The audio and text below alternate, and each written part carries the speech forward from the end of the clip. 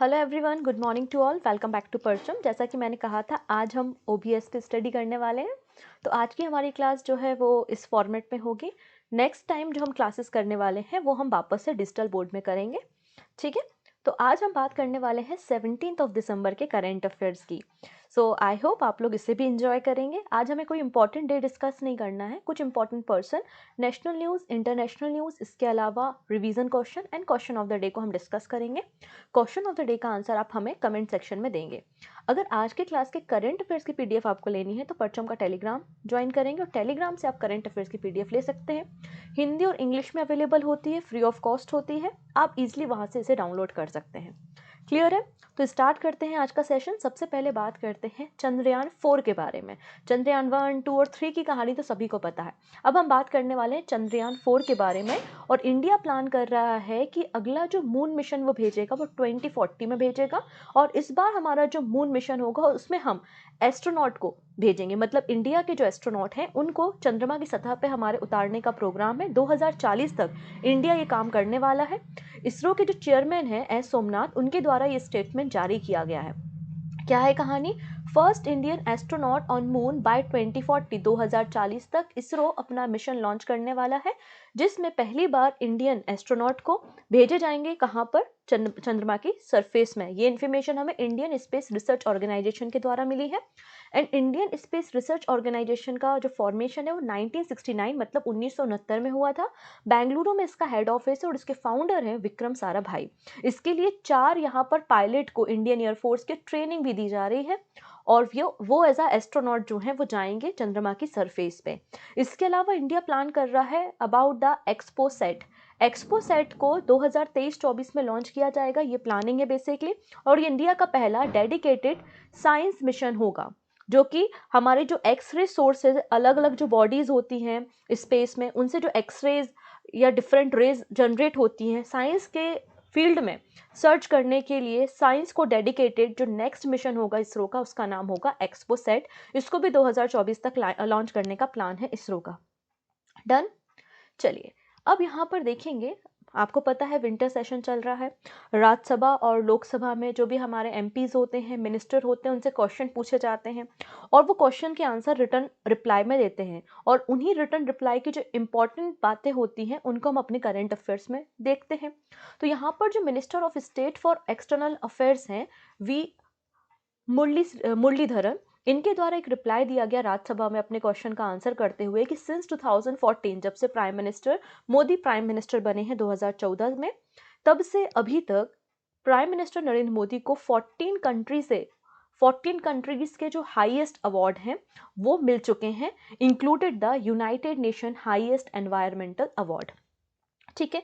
अब ये जो 14 अवार्ड प्राइम मिनिस्टर मोदी को सिंस 2014 मिले हैं, हम उन सारे के सारे 14 अवार्ड को डिस्कस नहीं करने वाले। आपको पढ़ना है तो आप आराम से यहाँ पर इकोनॉमिक्स, आपका इंडियन एक्सप्रेस, सॉरी, वहाँ पर आप जाके 14 अवार्ड पढ़ सकते हैं। मैं रिसेंट में पिछले 1 साल या 2 साल में जो अवार्ड मिले हैं प्राइम मिनिस्टर नरेंद्र मोदी को, उनको आपको डिस्कस करा देती हूँ। सो पहला अवार्ड है order of the Nile award. नाम से समझ में आ रहा है, नाइल रिवर कहाँ फ्लो होती है? इजिप्ट में। ठीक है, तो इजिप्ट का ये हाईएस्ट अवार्ड है। तो इजिप्ट का हाईएस्ट अवार्ड है order of the Nile award. और इजिप्ट के प्रेसिडेंट अब्देल फतह अल सीसी जी के द्वारा इन्हें ये अवार्ड, प्राइम मिनिस्टर मोदी को ये अवार्ड दिया गया था जून 2023 में, 2023 में। नेक्स्ट है companion of order of Fiji. तो फिजी का highest award prime minister Narendra Modi को दिया गया था। यह अवार्ड भी 2023 में दिया गया था। किसने दिया था? फिजी के पीएम सितिवनी राबू का। ठीक है। नेक्स्ट है grand companion of order of Logohu. ये पापुआ न्यू गिनी का अवार्ड है बेसिकली। ठीक है। पापुआ न्यू गिनी का हाईएस्ट अवार्ड जो है वो दिया गया था प्राइम मिनिस्टर नरेंद्र मोदी जी को 2000, ये घटना भी 2022-23 की है। नेक्स्ट है order of dragon king. Order of dragon king 2021 में मिला था और ये जो हाईएस्ट अवार्ड है भूटान का है। भूटान की गवर्नमेंट के द्वारा प्राइम मिनिस्टर मोदी को दिया गया था। तो रिसेंट में 2022-23-21 में जो अवार्ड मिले हैं वो हमने डिस्कस कर लिए। बहुत लंबी लिस्ट है, 14 अवार्ड्स है, नहीं पूछेगा इंडिविजुअल अलग अलग अवार्ड। रिसेंट में जो आपको 2023 में अवार्ड दिए गए हैं वही आपसे एग्जाम में पूछेगा, तो वो मैंने आपको डिस्कस कर दिए। क्लियर? फर्दर आगे हम अपने करंट अफेयर्स को कंटिन्यू करें उसके पहले एक छोटी सी इन्फॉर्मेशन है about the general awareness target 2024 batch. General awareness का बैच लॉन्च कर चुके हैं, जिसमें हिस्ट्री, पॉलिटी, ज्योग्राफी, इकोनॉमी सारे सब्जेक्ट को डिटेल में डिस्कस किया गया है विद PYQs। इनकी PDF भी आप इजीली डाउनलोड कर सकते हैं और आपके जो भी डाउट होते हैं उनको भी आप रख सकते हैं अपने साथ, क्योंकि जनवरी से स्टार्ट होने वाले हैं आपके लाइव डाउट सेशन। आप कंप्लीट कोर्स को भी परचेस कर सकते हैं और इंडिविजुअल कोर्स को भी डिस्क्रिप्शन में आपको लिंक मिल जाएगी। ठीक है, इसके अलावा आप प्ले स्टोर पर जाके परचम के एप्लीकेशन से भी कोर्स को परचेस कर सकते हैं, और यदि आप पूजा 20 कोड का इस्तेमाल करते हैं तो आपको एडिशनल 20% डिस्काउंट भी यहाँ पर मिल जाएगा। क्लियर है इतनी चीज़ें? इसके अलावा देखिए, आपके भी काफ़ी सारे एग्ज़ाम लाइनअप है जैसे कि मुझे पता है। तो अगर हिस्ट्री आपके पास समय बहुत कम और हिस्ट्री आपको पढ़ना है तो आप प्लेलिस्ट पे जाइएगा। प्लेलिस्ट पे मैंने जो सारी इंपॉर्टेंट बैटल हैं एंशियंट हिस्ट्री की, सारी इंपॉर्टेंट बैटल्स मिडिवल हिस्ट्री की और सारी की सारी इंपॉर्टेंट बैटल आपके मॉडर्न हिस्ट्री की कंप्लीट की हैं। इसके अलावा मैंने एक नई सीरीज स्टार्ट की है हिस्ट्री ऑफ साउथ इंडिया, जिसमें मैंने संगम पीरियड, संगम एरा, चेर चोर पांडे के बारे में बताया है। आप इन सारे वीडियोस को देख सकते हैं प्लेलिस्ट में जाके। ठीक है,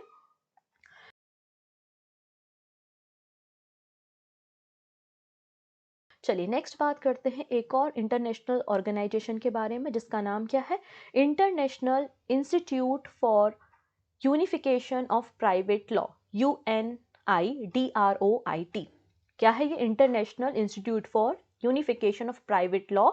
इस बॉडी की जो पर्सन, गवर्निंग काउंसिल की जो मेंबर इलेक्ट हुई हैं वो हैं इंडिया की उमा शेखर।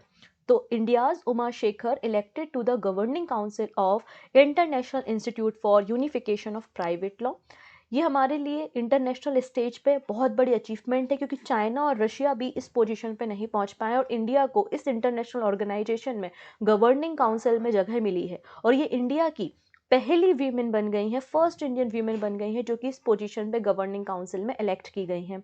क्लियर है? रिसेंटली इस ऑर्गेनाइजेशन की जो गवर्निंग काउंसिल की मीटिंग है वो कहाँ हो रही थी? दिसंबर में रोम, इटली में हो रही थी, और वहाँ पर ये फैसला लिया गया। अगर आपसे पूछ लिया जाए कि international institute for unification of private law का हेड ऑफिस कहाँ है, तो ये हेड ऑफिस भी आपको रोम में देखने को मिल जाएगा। International institute for unification of private law basically एक इंटर गवर्नमेंटल ऑर्गेनाइजेशन है, और 1926 में इसे लीग ऑफ नेशन के अंदर बनाया गया था। बाद में लीग ऑफ नेशन खत्म हो गया तो इसको रिकंस्ट्रक्ट किया गया इस बॉडी को 1940 में। इसमें 65 मेंबर आपको देखने को मिलेंगे 5 अलग अलग कॉन्टिनेंट से। 1950 से इंडिया भी इस बॉडी का पार्ट है। Official language English, French, German, Italian और स्पेनिश है। इसके अलावा वर्किंग लैंग्वेज आप देखेंगे तो इंग्लिश और फ्रेंच आपको देखने को मिलेगी। चलिए अब बात करते हैं अयोध्या टेम्पल के बारे में। आपको सभी को इन्फॉर्मेशन है कि जनवरी 2024 में अयोध्या राम मंदिर जो टेम्पल है उसको इनॉग्रेट किया जाने वाला है। ये बात आपको पता है। अब ये जो पूरा प्रमाइसेस है मंदिर का, अयोध्या मंदिर कॉम्प्लेक्स का है, वहाँ पर स्टैच्यू ऑफ जटायु को इंस्टॉल किया है। अगर आपने रामायण देखी होगी तो जटायु का एक इम्पॉर्टेंट रोल रहा है रामायण में, इसलिए अयोध्या मंदिर कॉम्प्लेक्स में स्टैच्यू ऑफ जटायु को इंस्टॉल किया गया है। ये एक ब्रोंज स्टैच्यू है, मतलब कांसा धातु की बनी हुई आपकी ये स्टैच्यू है जटायु की। ठीक है, has been install at historic Kuber Tila located in Ram Janmabhoomi complex in Ayodhya.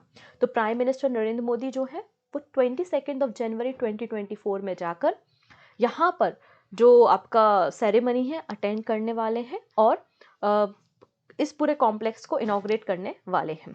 अगर हम बात करें ट्रेजरर के बारे में, श्री राम जन्मभूमि तीर्थ ट्रस्ट के जो ट्रेजरर हैं उनका नाम है गोविंद देवगिरी। ठीक है, नेक्स्ट है एक और इंटरनेशनल एयरपोर्ट इंडिया को मिलने जा रहा है, वो है सूरत एयरपोर्ट। रिसेंटली कैबिनेट गवर्नमेंट के द्वारा अप्रूवल दे दिया गया है, प्रपोजल पास किया गया है कि सूरत एयरपोर्ट को इंटरनेशनल एयरपोर्ट की तरह डेवलप किया जाएगा। और last year union government had approve 353 crore for the new terminal building. ठीक है, तो इसका आपको याद रखना है कि एक और नया इंटरनेशनल एयरपोर्ट क्या होगा हमारे पास, तो सूरत एयरपोर्ट को इंटरनेशनल एयरपोर्ट की तरह डेवलप किया जाएगा, जिसके लिए कैबिनेट ने अप्रूवल भी दिया है और इसके नए टर्मिनल्स को बनाने के लिए फंडिंग भी रिलीज की है। डन? नेक्स्ट है आनंद मैरिज एक्ट। तो पहला क्वेश्चन ये बन जाता है कि आनंद मैरिज एक्ट का रिलेशन किस रिलीजन से है। जैसे कि हिंदू मैरिज एक्ट होता है, क्रिश्चियन मैरिज एक्ट होता है, वैसे ही आनंद मैरिज एक्ट का रिलेशन सिख कम्युनिटी से है। जैसे कि कोई हिंदू धर्म में जब शादियां होती हैं तो जिस एक्ट के अंदर रजिस्ट्रेशन होता है कि आपकी शादी हुई है, आप ऑफिशियली हस्बैंड वाइफ है, तो ये हिंदू मैरिज एक्ट में होता है। वैसे सिख कम्युनिटी के जब कोई लोग आपस में शादी करते हैं तो उनकी जो मैरिज रजिस्टर होती है उसे आनंद मैरिज एक्ट के अंदर रजिस्टर किया जाएगा। प्रॉब्लम ये आ रही थी कि इसके पहले जब हम बात करें, बहुत पुराने समय की अगर हम बात करें, तो जब सिख कम्युनिटी में शादी होती थी तो उनकी भी जो शादियां थी वो हिंदू मैरिज एक्ट में रजिस्टर होती थी। तो जब वो फॉरेन कंट्री में जाते थे तो उनमें उनका रिलीजन लिखा है कि वो सिख हैं और शादी कहाँ रजिस्टर है, हिंदू मैरिज एक्ट में। तो काफ़ी यहाँ पर चैलेंजेस आ रहे थे। तो सिख कम्युनिटी लंबे समय से डिमांड उठा रही थी कि individual Anand marriage act apply किया जाए। तो Anand marriage act implemented in Jammu and Kashmir. तो आनंद मैरिज एक्ट को इम्प्लीमेंट किया जा रहा है जम्मू एंड कश्मीर में। Gives recognition to Sikh marriage rituals. तो जम्मू कश्मीर में लागू किया जाएगा आनंद विवाह अधिनियम, सिख विवाह जो होते हैं उनको मान्यता प्रदान करने के लिए। ठीक है, डन। तो Jammu and Kashmir administration has taken a significant step by framing detailed rule for the registration of marriage under the Anand marriage act. तो जम्मू एंड कश्मीर एडमिनिस्ट्रेशन एक कंपाइल करेगा, पूरे रूल्स बनाएगा कि किस रूल के अंदर या क्या क्या कौन कौन सी टर्म्स एंड कंडीशन के अंदर सिख कम्युनिटी में विवाह होंगे और आनंद मैरिज एक्ट के अंदर उन्हें रजिस्टर किया जाएगा। इसके लिए Jammu and Kashmir Anand marriage registration rule 2023 को इसके प्रोसीजर को पास करने की परमिशन मिली है। नए फॉर्मूलेज और नए लॉज को यहाँ पर इम्प्लाई किया जा रहा है। This act provide statutory recognition to the marriage ritual of Sikh, addressing their long-standing demand to separate their marriage from the Hindu marriage act। लंबे समय से सिख कम्युनिटी की ये डिमांड थी। ठीक है, अगर हम थोड़ा सा हिस्टोरिकल बैकग्राउंड देखते हैं about the Anand marriage act, तो सबसे पहले जब ब्रिटिश एरा था 1909 में, तो ब्रिटिश इंपीरियल लेजिस्लेटिव काउंसिल के द्वारा एक बिल पास किया गया था जिसमें सिख वेडिंग सेरेमनी, जिसका नाम है आनंद कारज, इसके ऊपर लॉ की बात की गई थी। फिर 2022 में अगर हम 2012 में अगर हम बात करते तो पार्लियामेंट ने एक लॉ पास किया था आनंद मैरिज अमेंडमेंट बिल, जिसमें सिख ट्रेडिशनल मैरिज को लीगल रिकॉग्निशन मिला था और इसके अलावा यूनियन टेरिटरी और स्टेट को बोला था कि आप अपने स्टेट में भी इस मैरिज एक्ट को अप्लाई करो और इसके लिए प्रॉपर आप फॉर्मूला तैयार करो या फिर रूल्स तैयार करो। ठीक है, तो तब से ये डिमांड लगातार उठती आ रही है। नेक्स्ट है गोल्डन आउल अवार्ड। ये अवार्ड श्रीलंका की गवर्नमेंट के द्वारा दिया गया है 3 इंडियन ऑफिसर को। बेसिकली जो 3 इंडियन ऑफिसर है वो श्रीलंका डिफेंस सर्विस कमांड में इनकी एक कह सकते हैं कि एक ऑफिसर्स की ट्रेनिंग चल रही थी। उस ट्रेनिंग में इन्होंने टॉप किया है एक तरीके से, इसलिए यहाँ पे श्रीलंका की गवर्नमेंट के द्वारा 3 इंडियन ऑफिसर्स को यहाँ पे प्रेस्टिजियस गोल्डन आउल अवार्ड दिया जा रहा है और श्रीलंका के जो प्रेसिडेंट है रनिल विक्रमसिंघे, उनके द्वारा ये अवार्ड डिस्ट्रीब्यूट किए हैं। कौन है वो लोग? तो आंसर हो जाएगा wing commander Sumit Mahajan, major Rohit, lieutenant commander Sunny Sharma. इन तीनों पर्सन्स को ये अवार्ड दिया जाएगा। ठीक है, तो हमें बस इतना पता होना चाहिए कि गोल्डन आउल अवार्ड किसने दिया है और ये किस फील्ड से एसोसिएटेड है। ये पर्सन के नाम आप याद नहीं भी रखते हो तो भी आपका काम चल जाएगा। ठीक है, चलिए नेक्स्ट न्यूज़ बात करते हैं। अब मिनिस्ट्री ऑफ कल्चर लगातार कोशिश कर रही है कि हम साइंस की फील्ड में बहुत आगे बढ़ें और जो साइंस का कल्चर है उसको लोग जानें, उसको समझें। इसलिए ministry of culture new science centre and museum को सेटअप करने का प्लान कर रही है और 4 नए साइंस म्यूजियम को हमारी कंट्री के अलग अलग स्टेट में सेटअप किया जाएगा। तो यहाँ पे आपसे पहला क्वेश्चन ये बनेगा कि मिनिस्ट्री ऑफ कल्चर ने कितने राज्यों में या फिर कितने साइंस सेंटर म्यूजियम सेटअप करने की बात की है। तो 4 नए साइंस म्यूजियम तैयार किए जाएंगे और 3 राज्यों में होंगे, 3 स्टेट्स में होंगे। अभी हम वो स्टेट की इंफॉर्मेशन देखेंगे। तो ministry of culture is creating new science centre museum through the scheme for promotion of culture of science in the country. इस स्कीम के अंतर्गत यहाँ पे 4 नए म्यूजियम, साइंस म्यूजियम को सेटअप किया जाएगा। National council of science museum जो है वो एक इंडिपेंडेंट ऑर्गेनाइजेशन है जो कि मिनिस्ट्री ऑफ कल्चर को के अंदर काम करती है और ये national council of science museum ही है जो कि नए म्यूजियम सेंटर्स और इनोवेशन सेंटर्स को डेवलप करती है, तैयार करती है।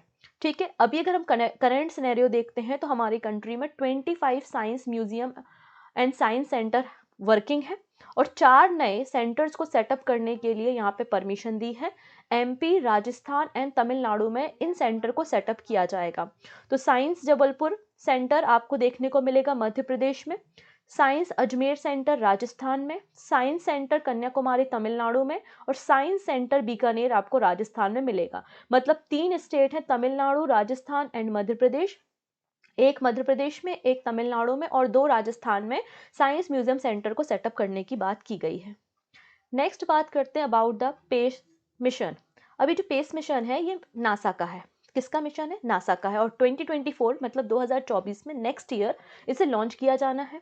क्या है इसका full form? Plankton aerosol cloud ocean ecosystem. तो क्वेश्चन या तो पूरा का पूरा पूछा जा सकता है कि पेस का फुल फॉर्म क्या है, तो plankton aerosol cloud ocean ecosystem, या पूछ लिया जाए कि ए का क्या मतलब है, तो आंसर है एरोसोल। पी का क्या मतलब है, तो प्लैंकटन। ऐसा क्वेश्चन भी पूछा जा सकता है। किसका मिशन है ये? तो नासा का मिशन है। कब लॉन्च होगा? 2024 में लॉन्च होगा। क्या मकसद है? अर्थ के एटमॉस्फेयर को समझना। Aim of enhancing our understanding of earth atmosphere.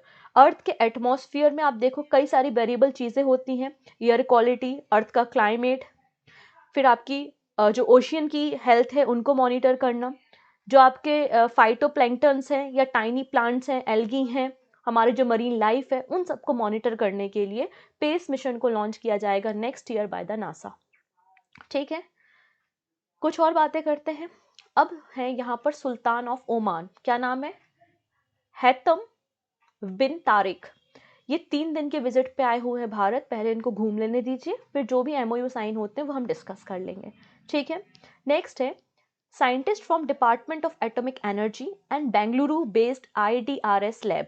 तो बेंगलुरु बेस्ड एक लैब है जिसका नाम है IDRS लैब, और डिपार्टमेंट ऑफ एटॉमिक एनर्जी ने दोनों ने मिलकर एक टैबलेट तैयार की है। ठीक है, किसके लिए? पेल्विक कैंसर से फाइट करने के लिए एक्टोसाइड टैबलेट। एक्टोसाइड टैबलेट पेल्विक कैंसर के ट्रीटमेंट के लिए।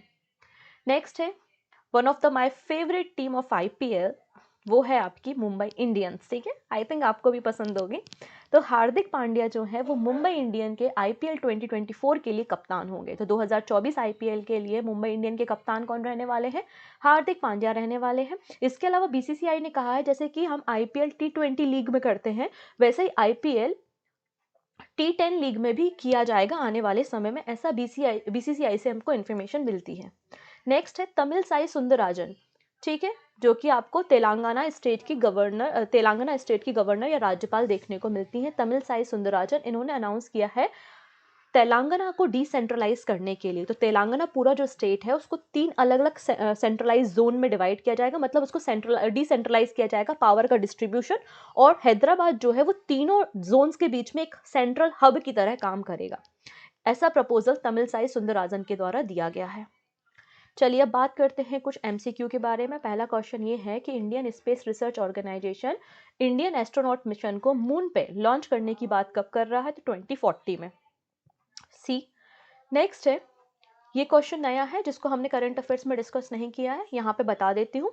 Which city made Guinness world record for largest reading activity?